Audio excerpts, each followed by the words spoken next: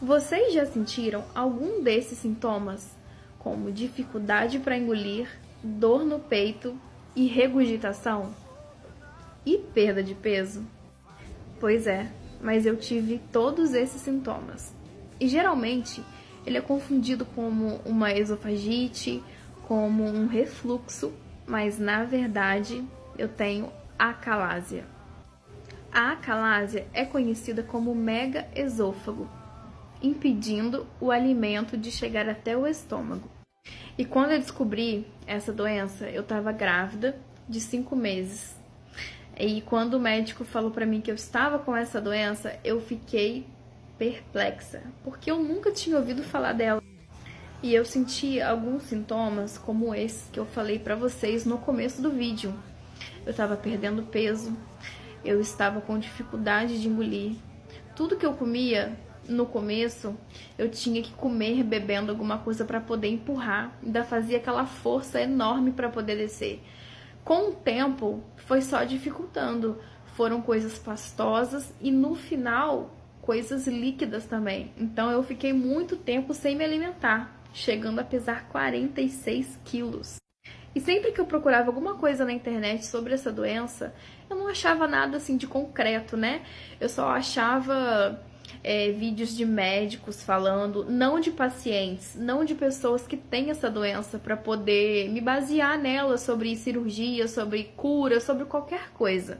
Porém, essa doença não tem cura. Ela é considerada uma doença rara, que geralmente se pega através da doença de Chagas. Mas no meu caso, deu negativo para a doença de Chagas. Em mim foi idiopático. E eu fui atrás de cirurgia para poder resolver esse problema. E aqui na minha cidade, eles oferecem uma cirurgia chamada Heller. É uma cirurgia que ela é feita por vídeo, é aquelas que dá alguns furinhos na barriga e faz por vídeo.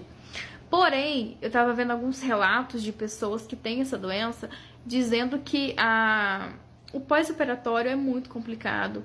E depois também é muito difícil porque as pessoas começam comendo só coisas líquidas, depois o médico libera pastoso e para sim depois liberar o sólido.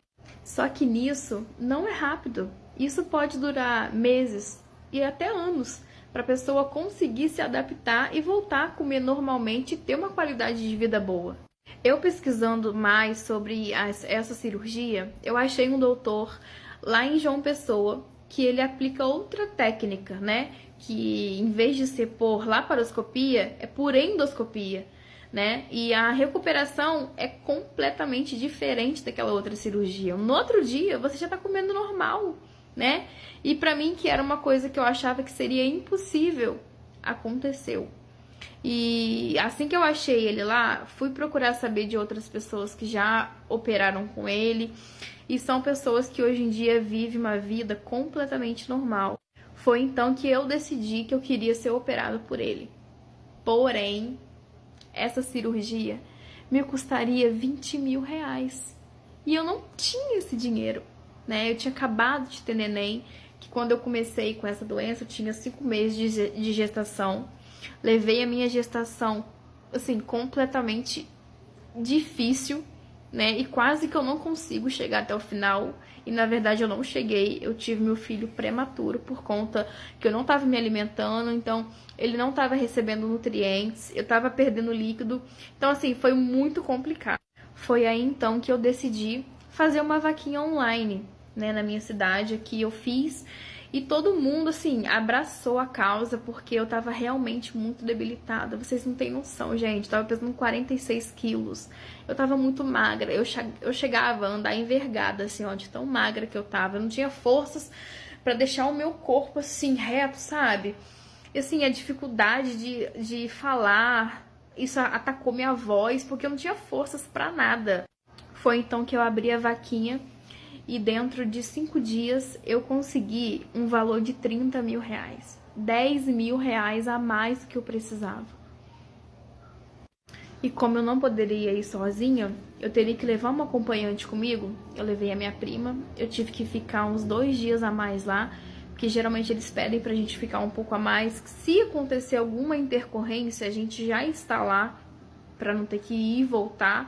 E conversando com o Dr. Conrado, ele havia me explicado que a minha calásia era grau 3. E geralmente a calásia é até grau 4. Só que o grau 4, ela já tem que retirar o esôfago, né, de uma vez. E substituir por um cano, alguma coisa do tipo lá, que eles têm uma linguagem melhor para falar. Mas na prática é isso, você tira o seu esôfago e coloca um outro, uma prótese, não sei. E o meu era grau 3, ainda era operável, graças a Deus.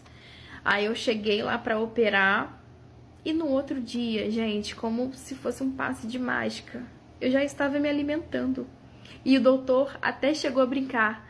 Aproveitem que vocês estão aqui, vão comer o camarão, vão comer essa comida típica maravilhosa de João Pessoa.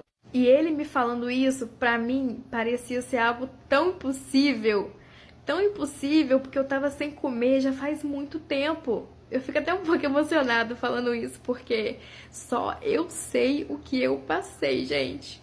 Eu dormia todos os dias com um balde do lado da minha cama, porque do nada eu acordava com coisas saindo pelo meu nariz, a ponto de eu broncoaspirar aquilo. E ele falando que no outro dia eu já estaria comendo de novo, aquilo parecia um sonho. Eu só queria tomar uma água. Eu bebia água, sabe como? Passava o dedo na água, colocava na boca, colocava a água na boca, fazia assim, ó, bochecho, jogava fora, porque já não conseguia nem tomar água mais. Foi então que ele fez a cirurgia. E assim que eu acordei, eu engoli assim, não senti nada. Porque pelo fato de eu estar num grau 3, que o esôfago está completamente fechado, de não estar passando nem água, eu achei que eu iria acordar da cirurgia, eu ia estar sentindo muita dor depois que a anestesia passasse.